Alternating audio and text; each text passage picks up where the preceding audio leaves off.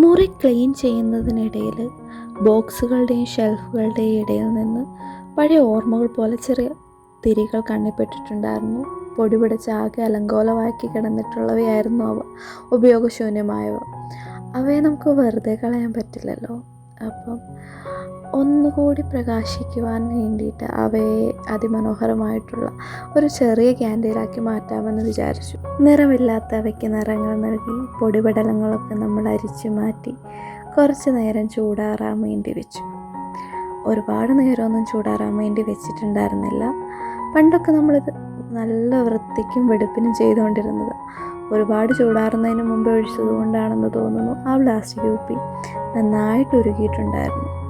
പണ്ടൊക്കെ നമ്മൾ അതിമനോഹരമായിട്ട് ചെയ്തിട്ടുള്ളവയായിരുന്നു. ഇപ്പോൾ എന്തോ ബ്രെയിനൊന്നും വർക്ക് ചെയ്യുന്നില്ല എന്ന് തോന്നുന്നു. ഞാൻ ഏതായാലും തിരിച്ച് ആ പാത്രത്തിലേക്ക് തന്നെ ഒഴിച്ചിട്ടുണ്ടായിരുന്നു. ഇതിൻ്റെ ബാക്കി, നമ്മുടെ ആ ബോട്ടിലിൻ്റെ ബാക്കി ഭാഗത്ത് ചൂടാറിയതിന് ശേഷം മെല്ലെ പതിയെ നമ്മളത് ഒഴിച്ചു കൊടുത്ത് സെറ്റാക്കിയിട്ടുണ്ട്.